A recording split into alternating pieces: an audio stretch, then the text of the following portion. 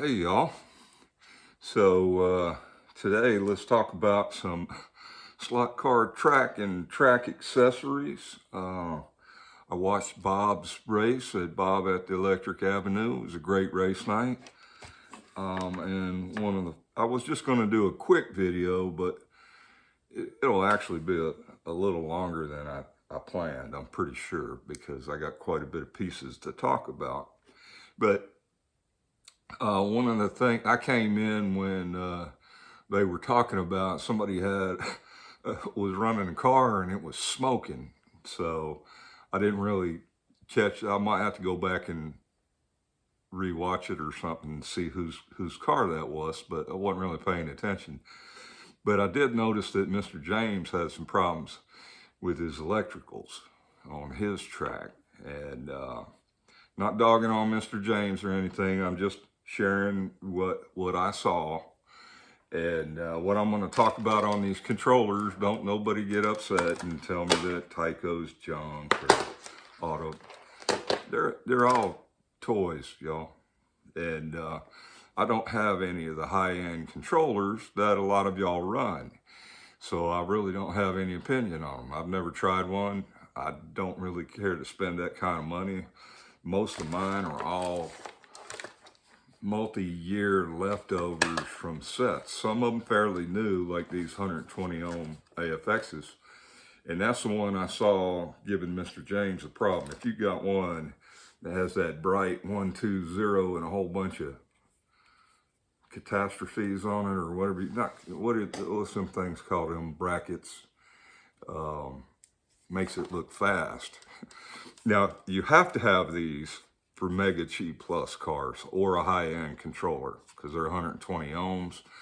That changes the sensitivity range. But if you use this on a standard car like a T-Jet, Magna Traction, Tyco, any of the others that aren't Mega G Plus, I don't know about the high-end cars, don't have any of those. But you'll have to pull that trigger a long way, or it'll actually, I can't remember, but you lose a lot of range of control, and the car seems to be squirrely.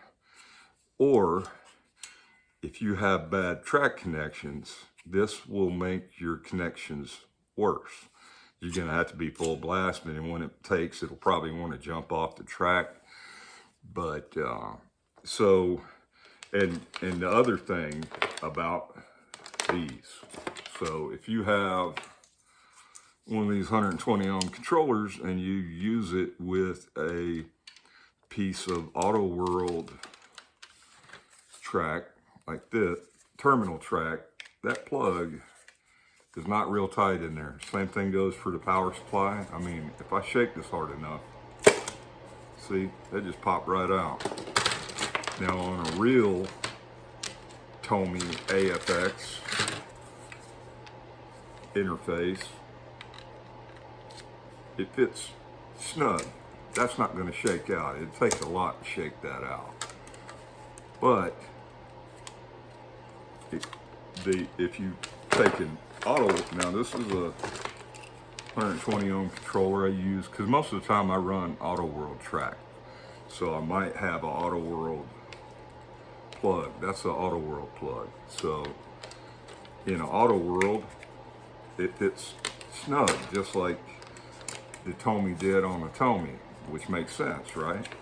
But you can use, and like I said, this is a same one. I just chopped off the end. I got rid of that ferrite ring that's supposed to reduce noise. I don't know if that's effective or not. In RF world, it does have impact, but in the real world, is it needed? I don't know. I'm not an electronics expert, but I used to play one in the Army. That was my vocation for a long time, but I've always been a hillbilly and just wing it anyway, so I don't care about the theory. I just like to know how it works. But here's an Auto World plug in an AFX track, right? So it's snug. And in my no longer professional electronic opinion, I would say the tighter connection is better. Because if you have a loose connection at your terminal track and you start pulling on that trigger, you'll have more resistance than is actually in it. You'll have contributed resistance due to the poor connection. Things will heat up. The car will heat up. And then if you have some bad connection points along the circuit, like if you're running high bank turns and one of them pops kind of loose, or your track comes loose, that's going to make the condition worse. You'll thump the car and it'll go again, but when it comes back around, it's still going to have that same volume of resistance, except the car's heated up more. It's been arcing on the commutator plate if it's a pancake motor, or on the commutator barrel, and that arcing just contributes to the poor connection and makes the condition worse. So if you keep running, you may have what happened to this one. I don't know how well you can see it, but there is a melted mark right there. And then, excuse me, on the back side, you can see, excuse me, it got really hot. So I could tell you exactly about this one. What was going on was I was experimenting with controllers and checking different ones with different cars. And this happened during a lifelike hand controller, which looks like a Tyco. And I was using a Tomy style plug. So it's on this particular terminal track, it's not as snug as it was on this. Nice and snug there. Now this is a piece of AFX track. It's Aurora AFX track. It's probably newer than this. I know this one is quite old. I can't remember what set it came out of, but I got a couple with the orange lines. And that one appears to have a tighter interface on all three of the connectors. This one, to me, that one's extremely loose. So, and this is, again, Aurora. You can see it. Aurora with a 120 ohm. Now I wasn't running this one at the time. I was actually running one of these, which is no longer functioning because of the melted. So that one don't exist in my collection anymore. It went straight in the trash. But this is an original Tomy or Aurora, right during the Tomy transition time. I'm thinking, it still says Aurora on the side, but it's a smaller one. Very much looks like the same mold as the 120, but you see it's not colorfully painted. I'm not sure of the resistance value. I'd guess probably 60 ohms, 50 ohms, something like that. But these work quite well with Auto World cars, the original Tomys, and you got the trigger pull. But you want to swap that plug if you've got some. Now, if you bought any Auto World sets, you probably have some of these. I bought many Auto World sets, and I chopped the plugs off of these and the plugs off of the power supply, and I marry them up to other controllers that I want to use in my race configurations. This plunger button is super sensitive. I'm not a fan of it. They work, but the first controllers I ever used were the Tyco plungers, if y'all remember them. But these would be impossible, not impossible for a kid, but very difficult. The original Tyco Pro style ones, they were either white or red. They had a smaller handle area along stem and a button on top. So you weren't really running into all this plastic while you were mashing down on that button. And if you didn't like the button, you could just turn it sideways and do it like a trigger anyway.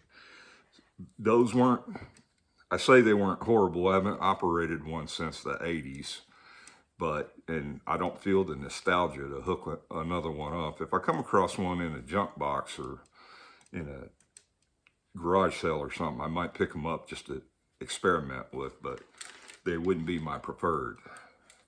So I take these Auto World ones, I cut the cords, and then that gives you also an extended length cord like this one that I've done. This is the original Tomy that I replaced that plug on. So the black plug from Auto World is good for all of those because it fits tight on the AFX ones and the Tomy ones. But early Aurora ones were quite similar to these Tyco plugs, and that's one of these that here's my favorite controller physically, but the sensitivity is of the newer what is it? The newer Aurora, which is quite a bit smaller. This is just as good running Auto World cars and Tycos and Lifelikes. I tried, like I said, I tried Lifelike controllers. They were a no-go for me. None of them were very smooth. Now, I know Randy Coquille, he's dedicated to Lifelike track, and I think that's awesome because there's not a lot of people that run Lifelike track. I experiment with it every once in a while. It just has too much metal content in the rails, so if you have high magnetism cars, they will drag ass unless you've got a little more power in your power supply. But on a standard power pack, you're probably not going to be happy with that. But you can run other controllers, you just got to wire them in. A lot of the Lifelikes don't even have terminal plugs, they just have one power plug, and then your controllers are hardwired in. But you can change that. So, and again, all you guys that have hardwired tracks, y'all know, you've experimented, you've already got your aftermarket better controllers, however that may be. But what will happen if you have poor connections on your terminal track and you start generating a more poor connection by cooking up your commutator barrel or pancake, the next thing that'll start heating up is that resistor in there that wafer is running across. And if you run at a slower speed, say you're trying not to run off a track and you're running in a race, for example, and you're not, you want to try to continuously keep the trigger moving. At least that's how I do it. Because if you just find that resting point where you think it's the max speed it can run at, you'll start cooking in here if you've got poor connections. You may even smell it. Frequently, you can smell it. This one's got evidence that it's been cooked a couple times. There's some black marks in there. I don't even know if this one still works well. This one that I haven't modified yet, but I plan on doing that tomorrow. I have a bunch to change up, cut the plugs off of. Now this is a newer blue. I can't remember what Tyco set this came from, but it came from a recent one. Oh, the one with them, that Willys pickup, and it's got some little goofy sound module comes with it. But there are some blue ones that came with battery powered controllers. Don't even bother. Those are no-go. I don't know what the resistance is on them, but they got smoking hot real quick. Same day that I melted the track. It wasn't them that did it, but they were no-go. I'm going to try this one. The black Tyco and the yellow Tyco controllers, all of those I have married up Auto World plugs on and tried them. I gave a couple to my buddy Don. He's got grandchildren, and a trigger controller like this is easier and the giant thumb plunger that comes with Auto World. He runs Auto World sets, but he runs Auto World set with a AFX tri-pack. It's the 3-speed, which is a great pack if you got small kids and you want to let, because their instinct is just to mash that thing and hold it. So when they're first starting out, that's a good option. Get you one of those tri-packs. You could do the adjustable one. I've only recently started messing with the adjustable Auto World one, and I don't know. Actually, I was using it today. This heated up, so I may have already killed that one. I got to rehook it up and see if it still works. But I generally use higher current single voltage power packs, like a 12 volt or the 15 volt packs are good. 19.6 from a Dell computers, those work pretty good, just as long as they're high enough current to support both cars and dropping voltage, because all depending on the length of your track and the health of your connections in between, that's gonna start draining on them. If the power supply is too weak and you run in 2 cars and you start diminishing the continuity in the rails, that pack is going to start, especially the cheap packs that come with about every set. Those things don't hold up well. Most of them are only 900, 800 milliamps, some even lower to maybe an amp.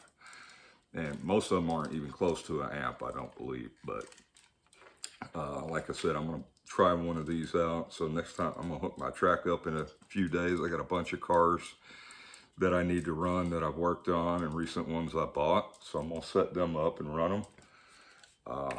And again, like I said, the Old Yeller here, these are my favorite ones. There's a 3-wire one too that's also very good. It has brakes. I haven't run the brakes on them, but if you need brakes, there's a lighter yellow one. I'm not sure what, it's the exact same mold.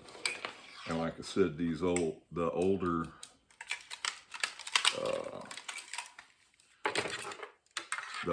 Tomy one, this one, that's actually a pretty good controller. But I've always been partial to the giant yellow one, and that's the one I've used the most. But recently I've been starting running some others, and they're not too horrible. As I make some more, I'll let y'all know what I think on them. And so, like I said again, and this is the type that Mr. James was running tonight. From what I saw, at first I thought it was an Auto World, but it's not. I don't even know if I've seen any plain Auto Worlds. They usually come with the name of the track set on, which that Winged Warrior, that's an excellent track set out of the box. I mean, it comes with the adjustable power pack, 2 really nice cars, and a good bit of high bank turn. So that was a good set. Although this one, I've had it sitting in a box a long time, and it's kind of warped. And when you set them up with bank curves, they don't normally sit flat anyway. So like I said, I did kill this one. I haven't taken it apart and looked inside, but I'm gonna. And this is a very old one that I've never hooked up. It's out of a Big Block Battlers set. Y'all remember that? They released it 3 or 4 times in AFX. Seems like they released Big Block Battlers. The 2 sets that I got both came with G Plus cars, and that was the only reason I bought those sets. And they do have a pretty good variety of track. But there was a newer one. I think the newest one probably had either a Mega G or Mega G Plus, Race Masters version of that set. But the track layouts were all pretty much the same. Yeah. Next thing I want to talk about is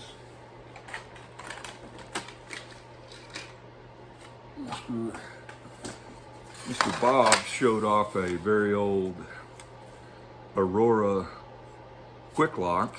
I think these are called quick lock, right? It doesn't really say, but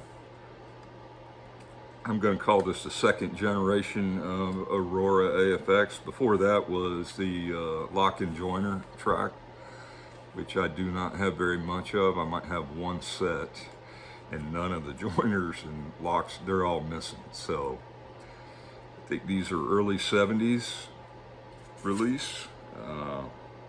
Can't really see any dates on them. It's 1971 on this, for this Aurora model motoring. Does have the AFX logo. And then here's a brand new piece of two really tight turns. I don't know if any of y'all ever used these 6-inch radius turns. They're only good in transitioning to another turn unless you want to be a real disciplined driver. They're not good for a, I mean, they're plenty good for hairpin turn, but not real fun at a very high speed at all.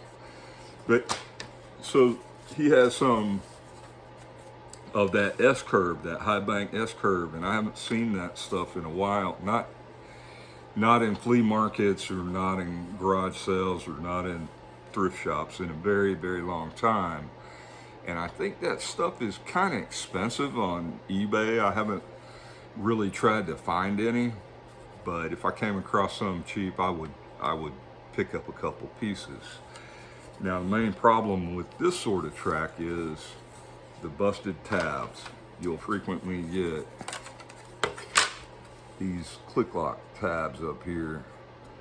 They'll break off pretty easy, right, after assembling and disassembling them. This is also a piece from that same era. It's probably about the same date, 1971, yeah.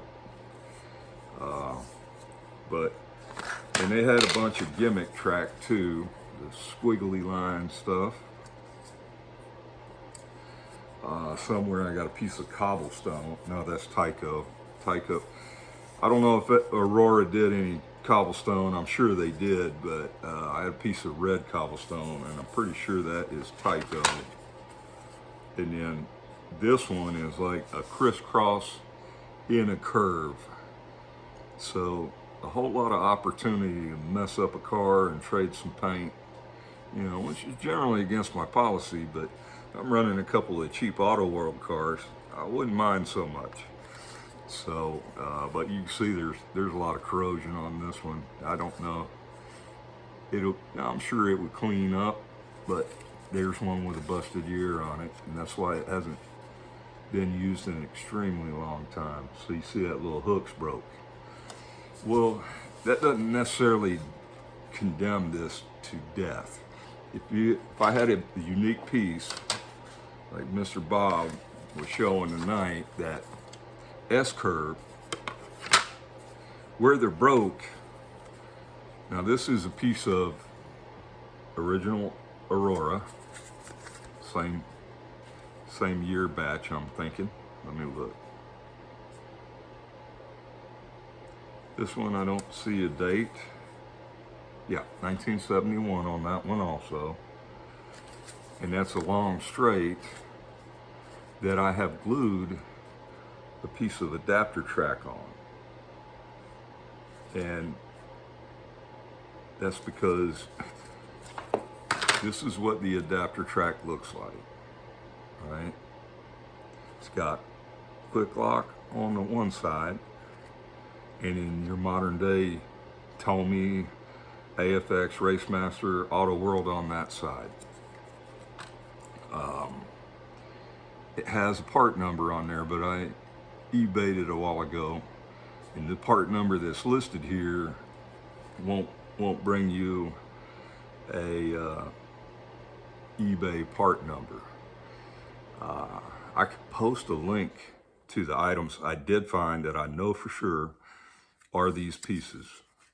So there's a couple versions. There's the original ones that just said AFX, and then there are the ones that said AFX Racemasters, which the last time I bought them in a hobby shop in 2010, 10, 11 time frame, I'm saying, down at my old hobby, Hobby Town, USA. He had a bunch of old stock hanging on the rack, and I found a couple of them, and they were AFX Racemaster hang tag stuff. And at that time, I paid $3.95. Well, I've seen them go for as much as 40 or 50 bucks in the pack on eBay, and that's just crazy money. But there's a couple. I sent Mr. Bob a link to some I just saw listed tonight. A guy has a whole bunch of I believe they were made in the 80s maybe, AFX carded for $13 and then some shipping, and he'll give you a break if you're buying more than one. They come in pairs. But here's some. Right, see, this one's got a little deterioration going on there too. So that's, but like I said, you know, you could save your pieces. And so what you do, you click it to the original track if it's healthy.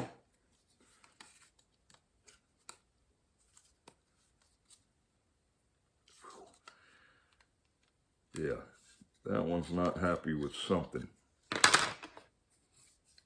It might be this piece of track. So I just clicked that together. So it's Auto World on this end to the original. Now you don't generally wouldn't want to do that just to have this squiggly track, because that stuff is made in various forms of AFX, Racemaster, and Auto World. But if you got a unique piece like Mr. Bob does, that S-curve, it's kind of a banked S-curve, is a really good looking one.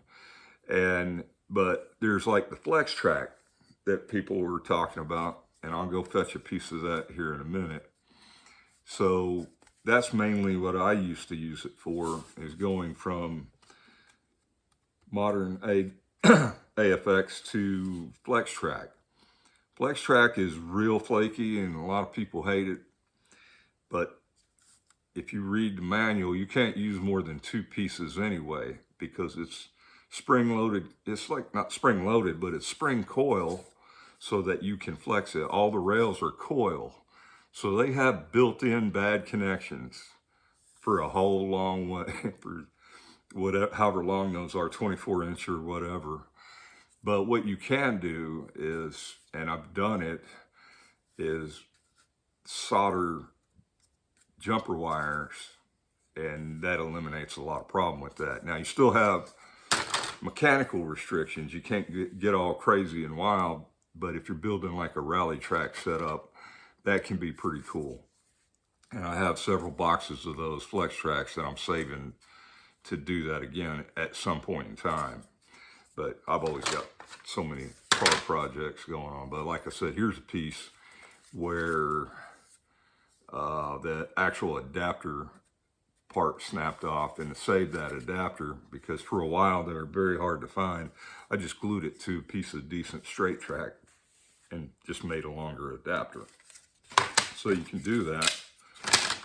And I've got a couple more brand new packs of these somewhere, but I haven't been able to come across them yet.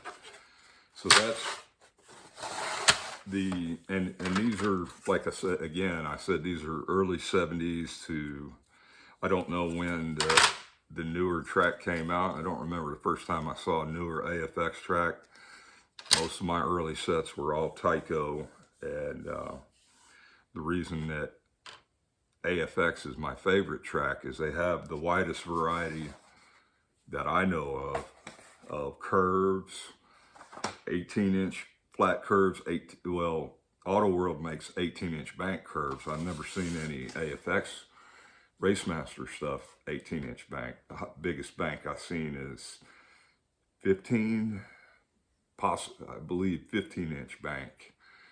12-inch bank, which is one I use a lot, is AFX. They make 9-inch bank, obviously. What else?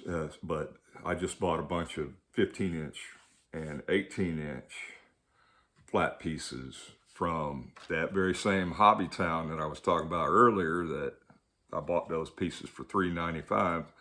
Well, these guys are not real high speed. I hope none of them ever watch any of my videos, because I go buy the track pieces when I see that price hasn't been updated in a while, and then they're usually like shocked at the skew when they look. They're like, oh wow, that went way up, but you get that price because that's what it was marked, you know. Like, for example, some 15-inch flats I bought were 12 bucks. 15-inch flat, 15-inch radius flat curves, not banked. They were marked 12 bucks, 12 something. But when she zotted it with the scanner, came up like 22 bucks. So I guess that's the current price for AFX Racemaster track, according to Hobby Town USA prices. That seems kind of high. I would imagine you could find it cheaper. But, you know, some of those track radiuses just don't show up in sets unless it's a very large set. Like the 15-inch radius turns, the 18-inch, which is huge, nice flat turn, makes a good road course. But now I'm going to talk about when you're looking for these, it's easy to get confused because we got these devices right here that if you just looked at them side by side, now there's a lot of track experts out there, they'll go, aren't those the same? So they are the same on the Auto World end, or AFX. This one is actually Auto World. I'm thinking it's Auto World. It's either Auto World or Lifelike made. And if you look on that side, it's got the clip in the middle, not on the end. That's Lifelike. This is Lifelike. Track here to Auto World.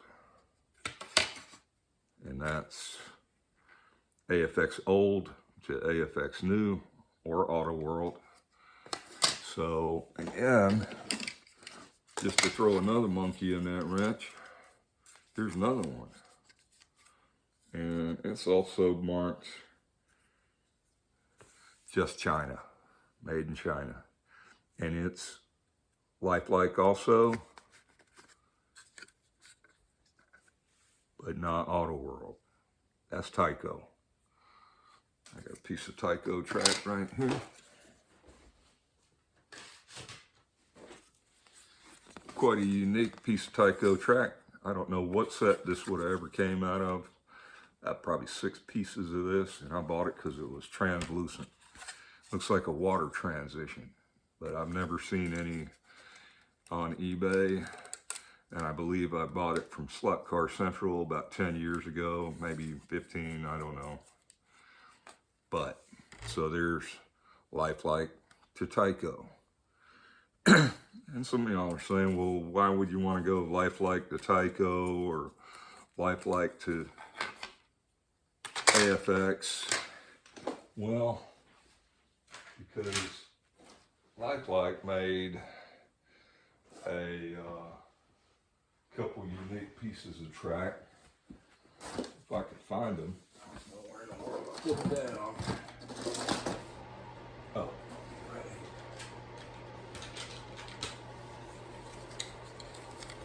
Lifelike, who also makes a lot of train sets and a lot of train track, a lot of train cars, made this unique piece here. Mr. Kenton will know about this piece. He's got, I think he don't have this exact one on his layout, but he does have a slot car track railroad crossing, which is what this is. So you can blend your train layout to come across your slot car track. And this particular one came with a couple other adapters. This is Lifelike Walters Power Lock track, which I've done static train layouts before, but these are cool because they have the road bed made into them, and they got this type of quick lock connector right here, which is quite good instead of just the rail and joiners. But you can use this with about any brand of railroad track if you're just using the straight pieces and then putting it on top of road bed, or a flexible one. It can be, you know, some of that flex track. I don't usually mess with that stuff too much, but I do have a lot of this. And so you put this on your piece right here, and then you're adapted to the Lifelike Quick Lock HO. And then on this end, you can get you a Lifelike to, see, I've done it wrong. I went Lifelike to Tyco, but what I was saying is I would use Lifelike to Auto World or AFX.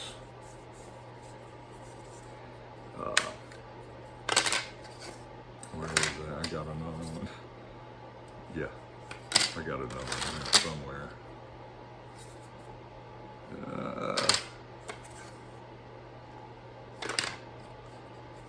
Well, I said I do. Yep, there it is. So these pieces, I think that equals out. It's pretty close to a 15-inch straight. So not too hard to integrate that into your track layout. So Lifelike railroad crossing, Lifelike to Auto World adapters, which those are pretty easy to find. That center track piece, that dude will probably cost you $100 nowadays. I'm down to only 2 left. I sold several in the past, but I have one brand new in the pack, and this one. I like this one because of the big railroad painting on it. But you can come across them sometimes in lots of tracks. I mean, if somebody doesn't realize that that has value, and you just see a pile of slot car track, Lifelike. I don't believe this ever came with a factory release set. I think it was always an accessory. So, but that's why you would want the Lifelike to whatever adapters, and they give you some variety there. So that's all on the track adapters.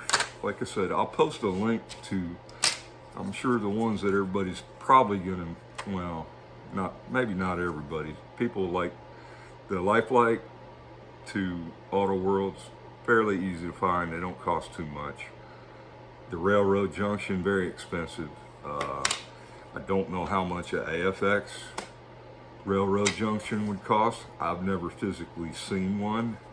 I had an original Tyco in the package one that sold for, I think, $160 on eBay. I don't remember. It's been several years, and so I could only imagine what one of those would go for now. And that was old Tyco. That was like Tyco Pro track, so you would need another adapter or have some of that track. But I don't have any Tyco Pro track. I don't set up Tyco very often. But, and again, like, here's another variation track. This is from a police chase accessory. But, and I noticed on Scott's, when he showed his Varoom sound box, and these things sound horrible. It sounds like, I don't know, it sounds like a critter that's dying when it's going, like it's on its last breath. It does have a switch. This particular one's not hardwired. you plug this into the track, and then your track, I believe it was a controller that goes in it. No, power pack. Yeah, you plug a power pack in there, and then this goes into your track. And inside there's I want to say an inductive coil that detects current when you pull the trigger and makes the thing start croaking like it's fixing to die. Pretty horrible sound. We'll have to hook that up and demonstrate so you can enjoy that very annoying sound. But it is a cool tower and would make a nice speaker box. I might have to convert that one day. Let's see, I'm amazed that the stickers are even still on there. It's been in the attic for a very long time. But we'll have to try that out. Talk about, here's some